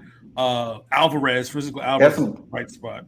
Huh? There's some good young prospects like Brett Beatty, Alvarez, Beatty, like you said. Yes, there's a lot to like in the future for the Mets. As it currently stands, they need a reset, a hard reset, especially with pitching. Especially in pitching. Like people talking about the Eduardo Escobar trade and stuff like that. All right, I'm not going to lose sleep over Escobar, right? I'm really not. Sorry, I don't care if that's Lindor's bestie. I don't give a fuck. I'm not going to lose sleep over that. Vogelback took time off. I'm glad he realized he was fucking up and took time off the mental health break. I don't know what anything's going on with him. Mental health is very important. He took a break, came back, hit 2 home runs. He's actually hitting better since that break. I now renounce the Vogelfat nickname. You know, it's just wow.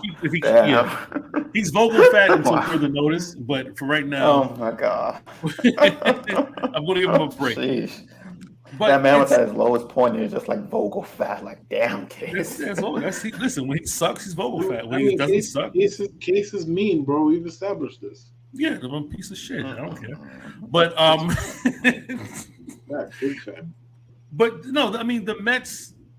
It's disappointing. You can't say nothing else.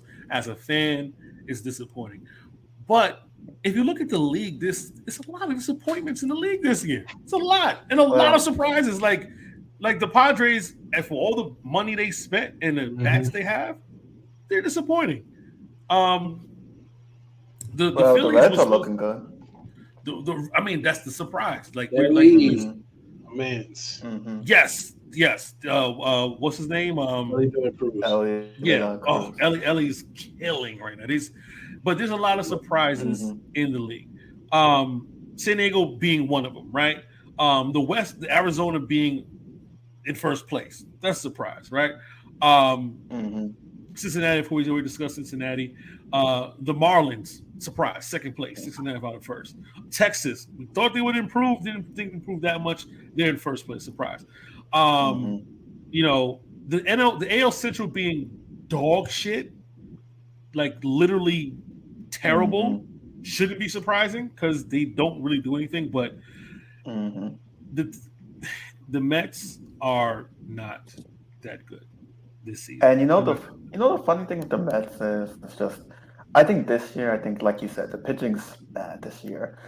And they had their annual collapse versus Philly a couple of days ago when they're like up 6-3, and you just watch the box score and game log, and it's literally like hit by pitch, Yeah, and then they struck them out. But it's just like the pitching is not clutch, and it doesn't help.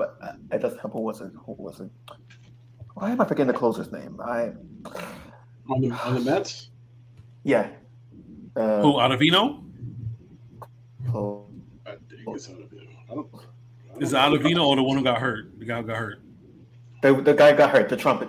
Oh, Edwin Diaz. Yeah. The guy who had the trumpet and everything. Timmy Trumpet, the guy who plays. Edwin Diaz. I don't know why I forgot. Yes. I don't know why I blanked on his name, but yeah, I think that certainly had an effect because you have Drew Smith out here. I just know his name because Mets fans complain about him. He's out here giving up home runs every time he comes out. So that's always something to see. Hitting wise, I mean, I kind of also disagree a little bit about the hitting. I feel like Pete Alonso's doing fine, but the rest of the lineup, Vogelbach's just touch and go. The top of the order is kind of really inconsistent too. Starling Marte, Francisco Lindor. That's just Marte could go too as well. Marte could definitely go. He can go. I just want to give a special. Go ahead. I want to give a special shout out to the Yankees too because without Judge, they look absolutely awful. Yes, they're winning, but they seem like they look very painful to watch without Aaron Judge. Very, very painful. It's the Yankees always figure out a way to figure it out. They always figure out something. I can still see them going to the playoffs, but without Judge, who may be out for an extensive amount of time, and Aaron Boone. Hey! No, nobody asked for this fucking negativity. I've been saying Aaron Boone not being too forthcoming, forthwith, forthstanding, whatever the fuck word terminology we use about forthright, whatever. About the injury, like in Stanton batting below the Mendoza. Like there's a lot of things I think, but the Yankees always figure it out. There's always a prospect or something. And I think that's a major difference with the Yankees and the Mets. The Yankees always figure some shit out, right? Whether it be forget the World Series, just saying figure it out. Like, we're in a bad position and we figured it out and we'll have a decent, not even if it's a great second half, a good third, whatever. And they'll figure it out. The Mets don't figure it out. Like when it's bad, it's like it's fucking bad. We're not miraculously going to have like 7 pitchers all of a sudden come and all of a sudden it's going to turn around. Like you're hoping that somebody draws some inspiration, but Scherzer's going to play and maybe win like 16 games. He's going to be pissed off because nothing else is falling for him. He's going to be pitching his life away and wasting a season for a team he never really liked in the first place. He never was really a fan of the Mets. He was a fan of the fucking money. You know what I mean? He wasn't like, we heard what Scherzer said about the Mets back in the day. He wasn't a fan of the fucking Mets. You know what the thing? Oh, I wanted to interrupt you right quick. The thing I've noticed about baseball this year, and you guys can correct me if I'm wrong, it feels like a lot of the teams that I kind of made fun of for money laundering, so to speak, just not caring about spending money. For some reason, those are the teams that are doing pretty well for themselves, and like the teams that really went crazy. I see Kev's skeptical expression, but teams that the Reds are the big team I'm thinking about. The Pirates had that hot start earlier this year. The Diamondbacks, teams that are known for known for spending money a lot. They're at least been at the top of the standings sometime. But like you see the Yankees, you see the Mets, you see Astros are kind of having a weird season. Dodgers having a mediocre-ish season. I don't know. It feels different. It's prospects. The thing about baseball, you're not wrong. It's prospects. Like you got Corbin Carroll playing like a MVP-ish. You know what I mean? In Arizona, right? You got the dude in Miami. What's his name? The guy was paying like $400. Luis Arias. Lewis and Reds having two 5-hit games a game apart. Like I think he had like 13 hits in 3 games. Like wild shit, right? Of course, Big Ellie in Cincinnati, who was killing in the minors and comes up and is just like hitting for the cycle with 6 innings, going 4 for 4. Like he's super fast, like this fucking crazy. And then Votto's having like a renaissance, like hitting year and stuff like that. So what we're seeing is prospects, young guys coming into form quicker than most. Like, we've seen it with the Padres, with Tatis Jr., right? And, of course, with the suspension and stuff like that, whatever. But you're seeing guys come into form really quick. So, like, a guy like Ellie, you got to say, like, this guy's going to be this. You got to pay him now. Like, you got to pay him immediately because people are watching Cincinnati like, y'all going to be some cheap motherfuckers. We'll take them. They probably are. Do not be surprised if Cincinnati signs Ellie to an extension here really soon. Don't be surprised if we get one of them 12-year, $175 million with like deferred options out the ass for like the next decade. Don't be surprised if you hear something like that. But as far as the Mets, I have a couple things to say. First of all, like, I've been told for a long time by a lot of Mets fans and otherwise how easy it is to build a team if you just spend a whole lot of money. I've been told for a long time. Like, Mets fans before Steve Cohen got there used to be on some like they wouldn't have liked how Stevie got down. And for some reason, like he took over the Yankees. Like they would have liked, but he took over the Mets as Uncle Stevie and this, that, and the fucking third. But they told me it's very easy if all you got to do is spend money, right? That's what I've been told. The Padres spent you want to talk about money laundering? I 1,000% think something is going on in San Diego. They have a small market team now. All of a sudden, they have every single hunt for a free agent. They got something going on there. But like the Padres are spending that much money, they stink. The Mets are spending that much money, they stink even worse. The Dodgers have been pretty average. The Dodgers are so ill fit, whatever you want to call it, as far as their roster, that they have Mookie Betts playing short on purpose. Like Mookie's great enough to do it. Not here to argue, but in a normal year, ain't no way that motherfucker would be playing short. So we know what's going on over there. Houston's having a weird year, but to be fair, they don't spend a whole ton of money. It's not as easy as it looks. And like I know Yankee fans are, and people who don't like the Yankees but are all up in Yankee business all the fucking time. They like to act like the World Series is the only thing. And I'm not here to tell anybody otherwise. Cool. But making the playoffs 27 out of 30 years is a lot fucking harder than it looks. And yes, spending money definitely helps. I'm not stupid. I'm not naive. I'm not going to sit here and tell you Brian Cashman has the same difficulty that the Pirates GM has. That would be a lie. I'm not here to tell you that. All I'm saying is throwing money around is not as easy as it looks. Otherwise, other teams who do it would be more successful. Like you see the Red Sox, and the Red Sox have been well run for a long time. Good for them. Their current GM, I don't know about him too much, but the previous regime and all that, like they won their championship, blah, blah, blah, blah, blah, blah. They spent a lot of money. The Dodgers have ran the NL West for like a smooth decade now, whatever. Okay, cool. Other teams that spend a lot of money, like you don't see a whole lot of results. So it's not as easy as it looks. And also, Buck Showalter, they gave him the manager of the year last year before the season even started. How do I know this? Because his team blew a 10-game lead to a team in the same league, in the same division rather, whose team won more games with less talent or less payroll, however you want to put it. And somehow Brian Snitker did not win manager of the year despite these things. I just want to know how, like, Buck is a mediocre white man. That's what Buck Showalter is. Damn. How he as some fucking pioneer of baseball is beyond me. Look it at was the time in Baltimore. It was the Baltimore time. Whatever it is, they won 0 championships. They won 0 championships in New York. They won 0 championships in Baltimore. They won 0 championships in Arizona, won immediately after he left. Now the Mets are the most expensive joke this side of Twitter. Think about that for a second. The most expensive fucking joke this side of Twitter. And if the Mets were doing well, all I would be hearing about is fucking Buck Showalter and he pushed the right buttons and this, that, and the fucking third. But meanwhile, now they stick and now it's the players. Don't get me wrong, very culpable. Not here to argue. But where's the genius? I always thought he was a genius. And the Mets make little league blunders every single fucking game. Like, and I don't even watch them. Like I see the Mets bullshit through other people every day. I ask for none of it. I'm all up in Mets business without even trying to be in Mets business. And I've been told over and over, Buck Showalter, so how come he can't fucking fix it then? Or at least try, or at least help the cause. Bro, yesterday the Mets blew a 3-run lead in the 8th inning. Mind you, David Robertson pitched the day before. David Robertson, no sign of him in 8th. Not warming, not in the game, nothing, right? The Phillies come back, they take the lead. They get to the 9th inning, the Mets are batting. Now David Robinson's warming up. For fucking what? Wait, what? What? For what? This is bad coaching. And then he said something about Ottavino pitching extra innings. And listen, to your point about the spending money thing, like I said, I grew up in a house divided, right? Yep. Not like at each other's throats, but I watched as much Yankees as I did the Mets part of it. And I'll say this much.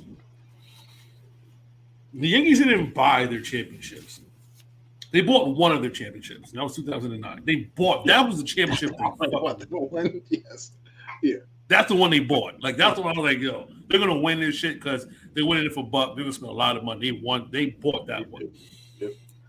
The Yankees had the fortune of having the best 4 to 5 prospects in baseball at the same time. You had Bernie, you had Jeter, you had Pettit, you had fucking Mariano Rivera, and you had Posada. Yeah. And then they said, you know what? We're going to pay certain people to even this lineup out. So you get the Tino Martinez. Yep. You know what I mean? We get the who else they pay? Darryl Strawberry. 1 year. You know, Tim Raines, Tim the Rock Raines, Wade Boggs, like fielder, Wade Boggs on that one. Yeah. So they already had a core. You know, that core is what carried them through the 90s and kept them relevant throughout the most of the 2000s. The thing about the Mets, though, the difference is their core is gone. DeGrom was your prospect. Wheeler was your prospect.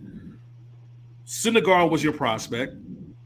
They're gone. Like, that's your core. Like, that was like a part of your core. They're no longer here, right? And then if you argue when Reyes and Wright was here, like, those are your core guys that you bring up and you build around. You say, hey, we're going to see how far we can go with these young dudes. And then, but, you know, that's what I'm saying, to your point, the spending money, blah, blah, blah. It was a lot of if Verlander is healthy, if, you know, if Scherzer's this, if Cookie Carrasco will pitch, if this, if that, and it's not panning out. That's all. It's not panning out. Stephon, you were right. Shout out to Stephon. The Mets season is done. Yep. Stephon's been popping bottles like the last 3 weeks. Yeah. At first, it was like a lot of doom and gloom for no reason, but I don't like that guy. But we clipping that. All love Stephon's jokes. Yeah. But one last segment to go, man. This is an interesting one. I did not read this, so this is gonna be my first time reading this. Hope you guys like bowling. It's a bowling story. So, this is one you want to keep last. Was that the one I wanted to go last, or was the other one? No, that was the first. No, you had it right. No. All right. College bowling assistant gets fired for affair with player on team his wife coaches. Steve was brazen and unapologetic about his actions. There's not a law saying I'm going to jail for doing something like this, Steve said. There's nothing in stone. I guess it's just an ethics code like we frown upon. I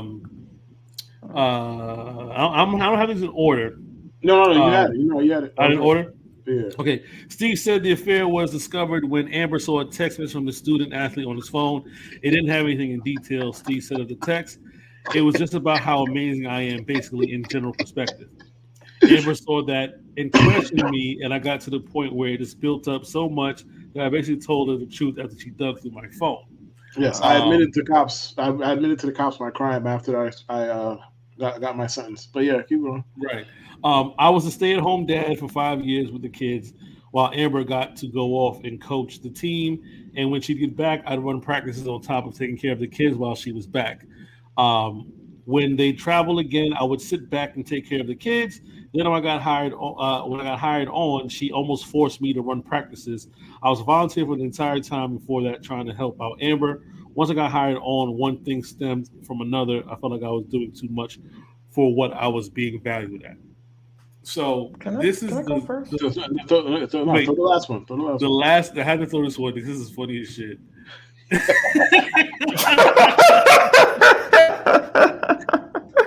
Oh damn! Yo, who did that?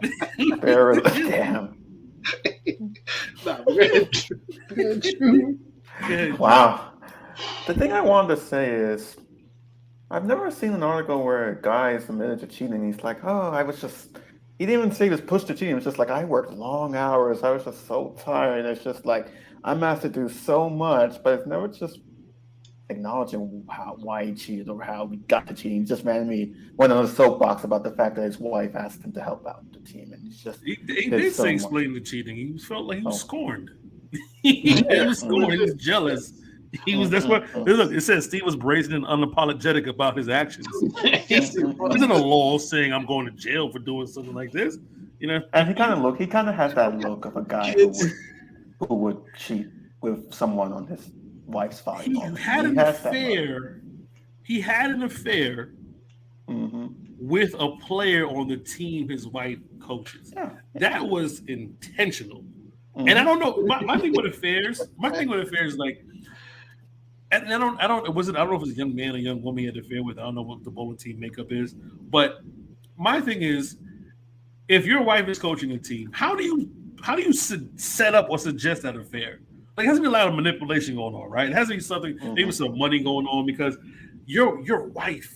And let's look at this guy. Look at this guy. This guy look like somebody like an affair face. Like, come on. Yeah, he does. It does. It's like a fair face. Like, it's like somebody's like, oh my god, Coach Steve is so hot. Like, nobody's looking at this. Like, I thought you.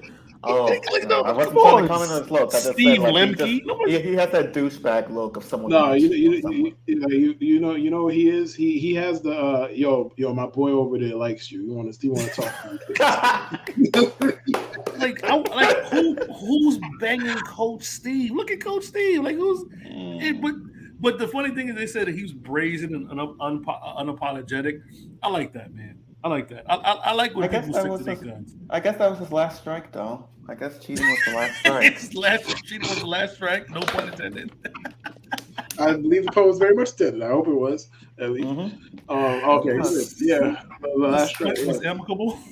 At least my man didn't make no excuse. He just said, "Look, man. That's a lie. The whole I had to take care of the kids bullshit. Like, nobody cares, man. If you want to put your dick in one of them students, that's up to you.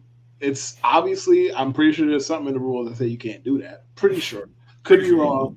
Probably not wrong. Pretty sure there's something in the rules that say you can't do that. But this sob story, I had to take care of the kids. I feel like I wasn't being valued. So why didn't you talk to your wife about that, sir?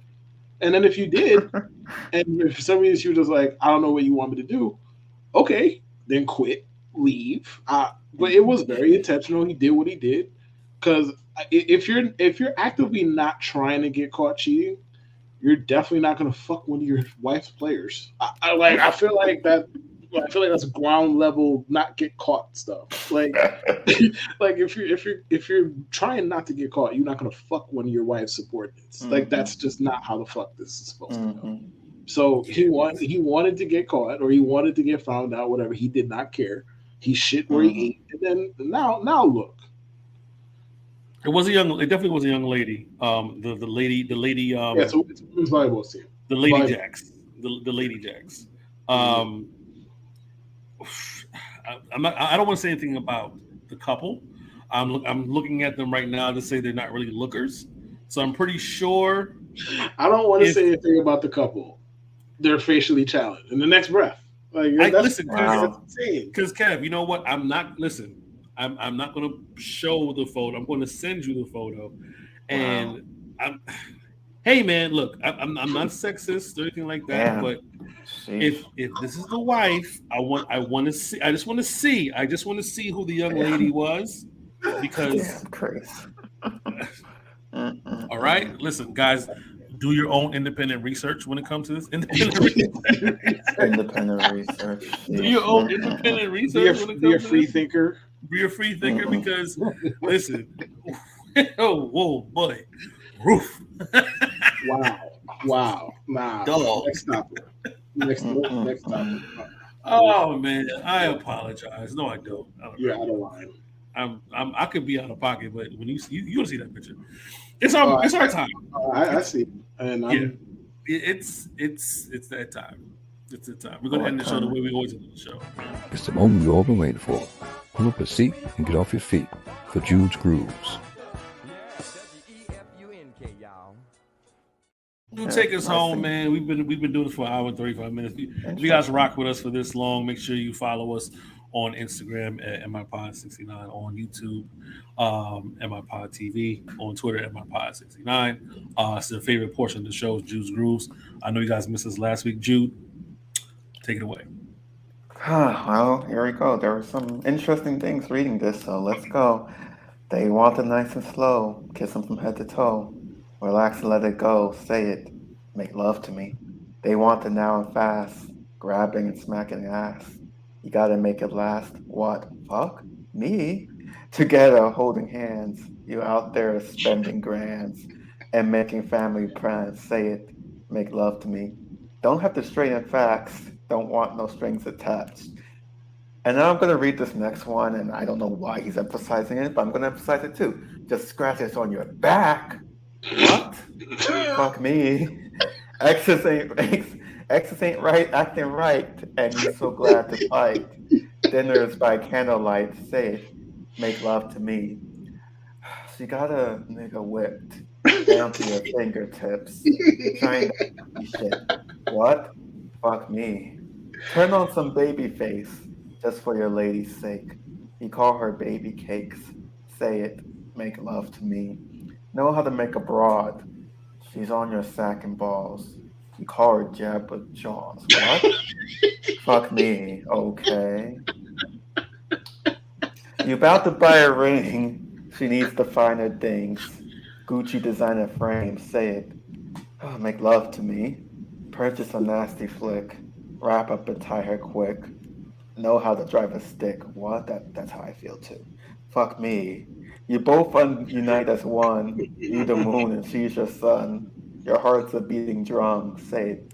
Make love to me. That's a good line. That's a randomly nice line in this. You better not have pain. She wants to feel the pain. Then hear her scream your name. What?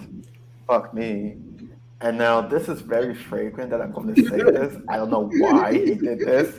He literally says, follow this dictionary. You're both some visionaries. And do it missionary. Say it.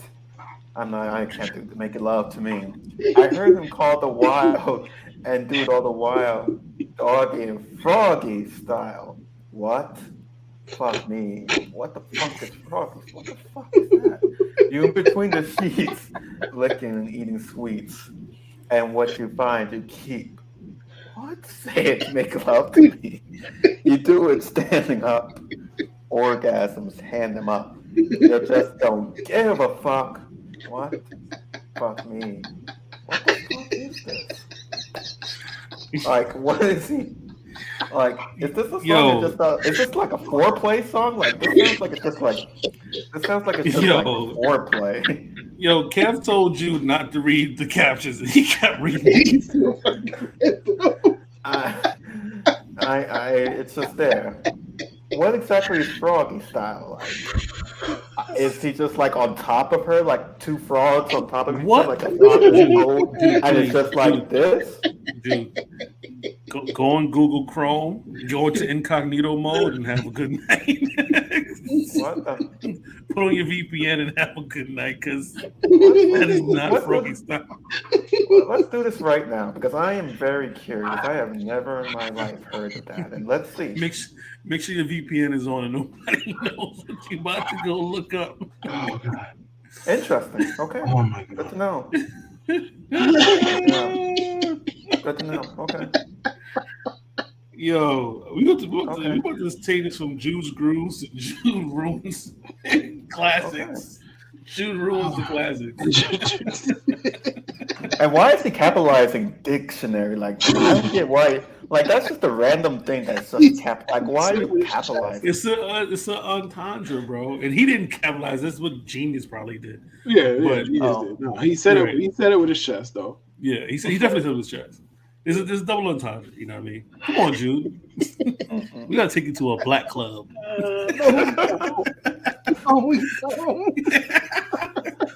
And it's like he's saying, you're in between the sheets, licking and eating sweets, and it's like, what's going on here? Like, It's just a lot of metaphors, man. what is Poet. going on? But it's like, I'm assuming he's talking to the woman, but it's like licking and eating sweets. It's like, you don't. I mean, is it, I just need you to ask if people have sex to this music.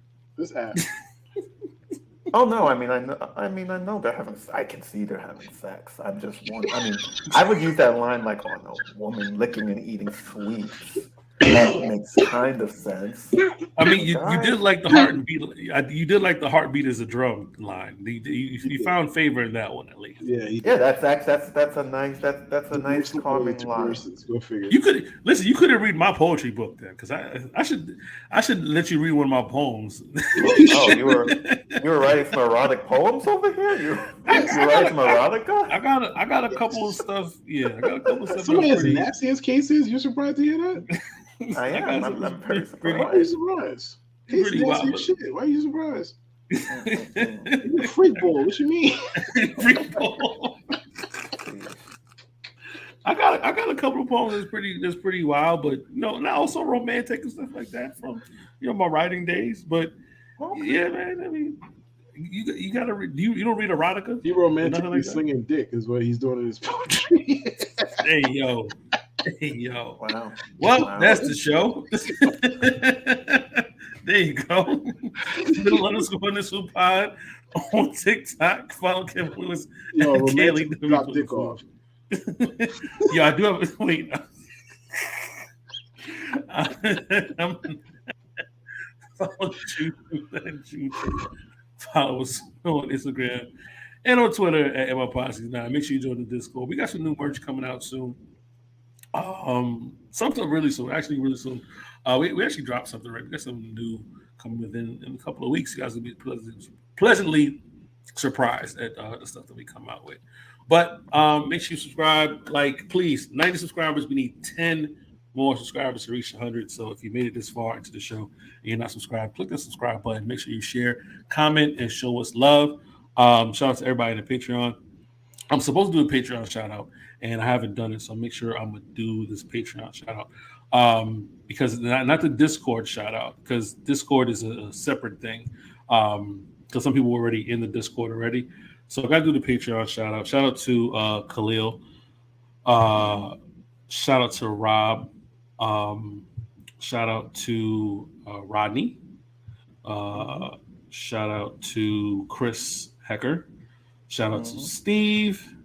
Shout out to Kayla, Stefan, and Phil. So shout out to you guys, our patrons who support us and keep us going and keep us afloat. And shout out to everybody in the Discord who support us as well, who were there before the Patreon. But please, I'm encouraging everybody to sign up, man. Sign up and pledge for the Patreon, man. Enjoy what we're doing, man. Kevin's doing some great stuff with the fantasy football, and Jude is doing the photography stuff. And, I pop in with the contests and giveaways that people don't participate in because they don't like free shit. So some people got some free shit, some people did. All right, man. Y'all have a good one. Same spot by 69. Peace. Put on the condom.